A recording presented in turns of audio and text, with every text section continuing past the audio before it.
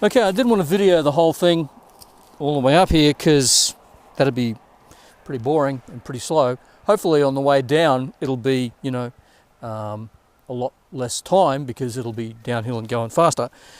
So yeah, went really well on the way up here. It's quite amazing how it just crawled up, no drama at all. I'll be interested to see the GPS stats about the trip. So let's do the trip back. Okie dokie.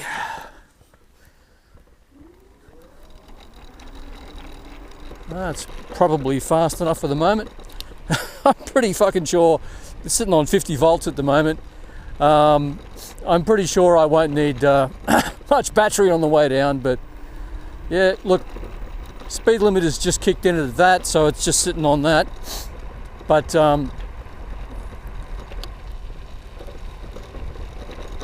yeah, hopefully the way down will give you an idea of what the way up was like. It's pretty hilly country. I know that in some urban areas you might get some steeper streets than this, but I doubt you're going to get a long haul climb like this in a urban area.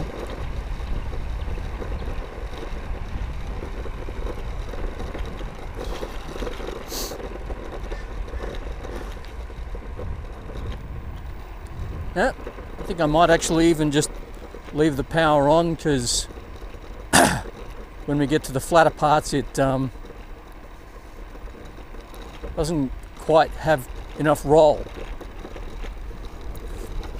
And flatter parts is pretty relative. That's a lovely day out here. I'm Dead Kangaroo.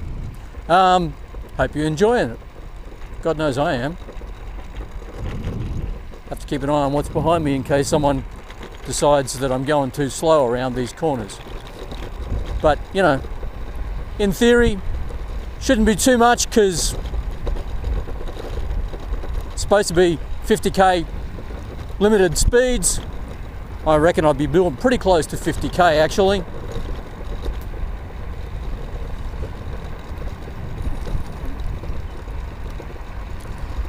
Handles pretty well. Just got to make sure that keep your knees bent, back foot on the back of the scooter. Don't let it get out of control. Keep your hands on the steering. A little bit of brake here, just because I don't know what's going to be coming the other way. A little bit more brake. That was plenty. The thing about the brakes is to use them as a coaster brake, rather than wait until, oh my fucking God, and then hit the brake. And then that's too late. So you basically want to control your speed. It's pretty exciting as it is anyway, so it's pretty. It's very pretty. I like this part of the world. It's a good spot to live in. Okay, just change feet a little bit, give my other knee a rest. Really similar to a downhill skiing posture. And I think you'll be able to see when I touch the brake on the camera anyway. I'm not sure, but I'll call it out anyway. The dual motors, I think, are actually providing just enough coaster braking anyway. I know if I was on a bicycle, this would be insane coming down here.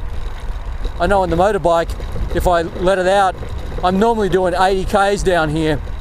That's, just coasting, right? So you get some idea of how much of a climb it's been when you look down there in the bottom of the valley, and that's where I came from, right? On the other side of that ridge. So, yeah, I didn't drive all the way to the base. You'll see where I rode from when I get down to the car. But, okay.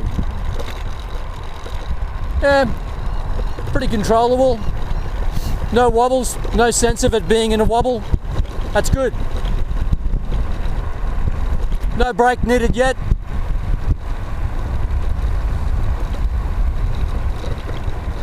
Coming up onto Daggs Falls now. that was the run that I did earlier, another dead kangaroo. I tell you, I wouldn't want to be out on this at night. Although I must say the lack of headlight would probably help. I might just give it a bit of ease up in case someone's going to pull out of there. Doesn't expect a stupid old bastard on a scooter to be hauling ass down a hill. Don't want to wear the side of a four-wheel drive.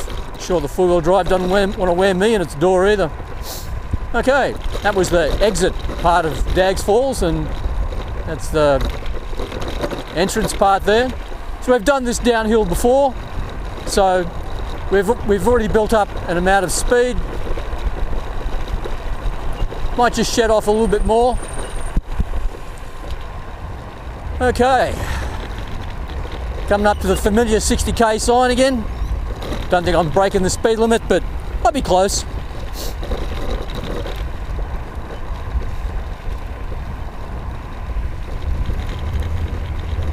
It's pretty cruisy here, so I've taken a bit of the strain off my knees, but I'm ready to pop down if I need to.